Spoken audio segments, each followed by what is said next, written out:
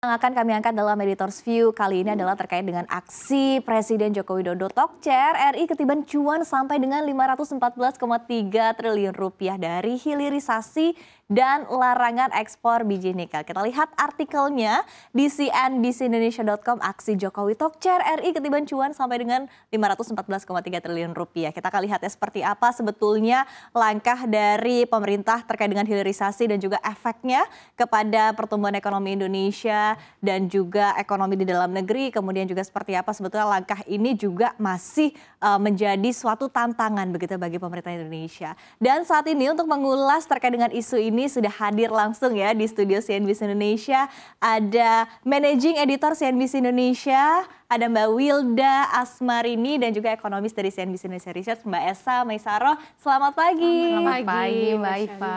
Ciwi-ciwi wibu ya ngomongin hilirisasi pagi-pagi. Tapi dijamin ini sangat seru dan juga kompeten begitu ya, karena redaksi dan juga tim riset dari CNBC Indonesia ini dua-duanya merupakan tombak begitu ya bagi CNBC Indonesia tentunya. Nah, kita berbicara terkait dengan ini ya, tulisannya dari Mbak Wilda sendiri begitu, aksi Jokowi Tokcer RI ketiban cuan sampai dengan 514,3 triliun rupiah. Sebetulnya pandangan redaksi terkait dengan aksi hilirisasi nikel ini sendiri seperti apa begitu, dan efeknya sebetulnya apakah betul-betul sudah terlihat terasa begitu, seperti apa Mbak Wilda?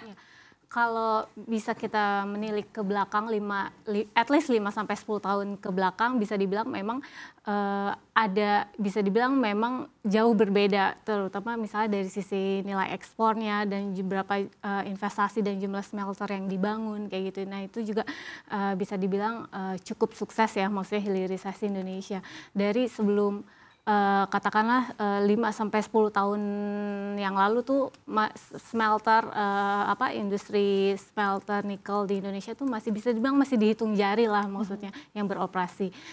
Sedangkan sekarang bisa dibilang ada puluhan industri smelter. Itu juga ada yang izin usaha industri itu di bawah Kemenperin, Kementerian Perindustrian, ada juga yang di bawah Kementerian SDM, itu namanya izin usaha pertambangan. Jadi yang izin usaha pertambangan itu mereka yang sekaligus punya pertambangannya dan juga proyek smelternya, tapi di sisi lain yang di bawah Kemenperin juga yang punya pabrik smelter, khusus smelternya.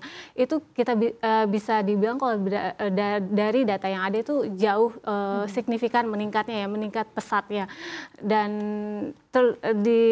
selain jumlah smelter, proyek smelternya, kita juga bisa lihat nilai ekspornya, nilai ekspor khusus untuk yang produk nikelnya.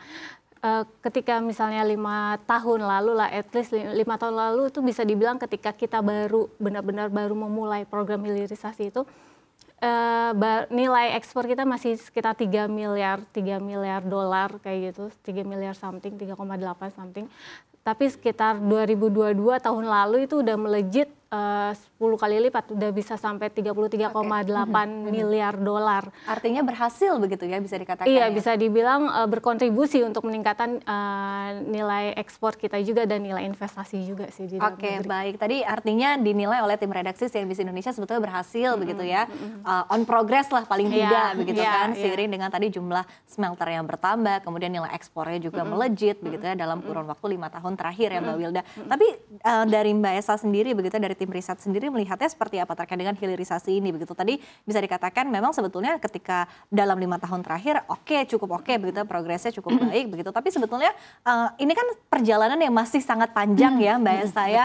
Masih begitu banyak yang harus kita lakukan begitu, apalagi juga di Uni Eropa juga cukup kencang begitu ya sikapnya juga untuk tadi ekspor biji mentah nikel sendiri. Kemudian di satu sisi juga kita melihat iklim untuk hilirisasi juga masih perlu dibangun begitu, ketika kita ingin mendapatkan satu produk yang betul-betul bisa langsung dijual seperti misalnya baterai litium begitu ya. Seperti apa sebetulnya Mbak Esa melihat terkait dengan hal ini? Seperti Wilda sampaikan tadi ya, bahwa kita harus akui bahwa hilirisasi itu membuat ekspor kita melonjak tajam ya, terutama untuk mungkin ferronikel yang dulu kalau kita ngelihat di 2002 aja nilainya sudah 1362 nih khusus ferronikel, nilai itu 424% naiknya dibandingkan 2019. Artinya memang ada bukti nyata di sana bahwa hilirisasi itu memang menaikkan ekspor secara signifikan ya, dan khusus mungkin untuk daerah-daerah seperti Maluku Utara, Sulawesi Tengah itu juga luar biasa dampaknya karena kalau kita lihat dua daerah itu merupakan mungkin salah sedikit dari yang mampu tumbuh double digit ya. Yang lain bahkan ketika pandemi mereka tetap tumbuh luar biasa dan 30% lebih. Iya, betul sekali. Artinya tumbuh 20% berapa kuartal itu membuktikan bahwa ini nggak main-main loh, ada bukti nyata di sana.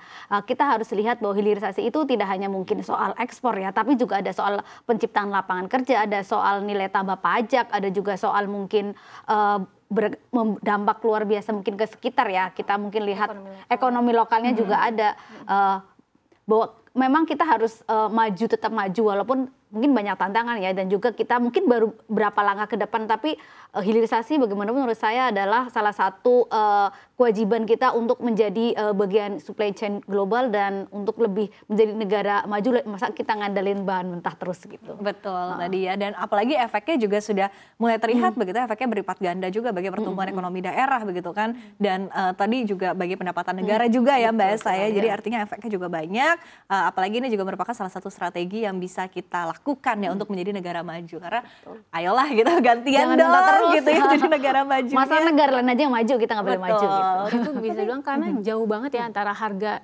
biji ketika kita mengekspor biji sama ketika sudah kita olah jadi ferronikel atau NPI atau nickel matte. Sekarang juga bahkan lebih maju lagi ada mixed hydroxide precipitate, itu bahan baku katoda baterai, terus juga ada nickel sulfate, itu harganya jauh lebih tinggi. Ketika kita dulu mengekspor biji dulu tuh sekitar 2014 ke atas gitu, mungkin harga biji itu masih sekitar 30 per ton. Sekarang saat ini mungkin untuk harga biji nikel untuk middle grade untuk 1,5% yang kadar nikelnya itu mungkin sekitar 70 per ton. Untuk yang high grade yang sekitar 1,8% kadar nikelnya itu, kadar logam nikelnya itu bisa 100 per ton. Tapi dibandingkan coba ferronikel logam nikel, sekarang di pasar harganya $21.000 per ton. Ya? Jauh. Tapi costnya sebetulnya besar juga nggak sih? Apa? Costnya juga besar nggak sih? Nah, besar iya, kan? besar. Tapi kan ketika dibangun di dalam negeri ada impact buat kita juga kan, maksudnya bisa tenaga kerja dan lain-lainnya, investasi masuk ke kita. Jadi kan ya udah kita nggak malah menjual win-win dong ya. nggak menjual minyak, nggak menjual mineral mentah, tapi kita malah dapat investasi kayak gitu kan, ketiban investasi kayak gitu. Nah itu tadi ya, efeknya juga berlipat ganda, kemudian dari sisi tadi nilai jualnya juga jauh banget begitu, meskipun costnya besar, tapi kan at least tadi masuk semua ke dalam negeri begitu kan, tenaga kerja masuk ke dalam negeri, investasi masuk ke dalam negeri gitu kan, semuanya diproduksi di dalam negeri, sehingga keuntungannya juga buat Indonesia sebetulnya kan. Tapi ketika kita berbicara terkait dengan langkah yang sudah dilakukan begitu, hilirisasi, oke, fine. Tapi kan sebetulnya saat ini juga pemerintah tengah berjuang begitu kan untuk melawan gugatan-gugatan dari Uni Eropa, kemudian dari IMF juga begitu kan, sebetulnya terkait dengan ekspor biji mentah nikel ini sendiri begitu.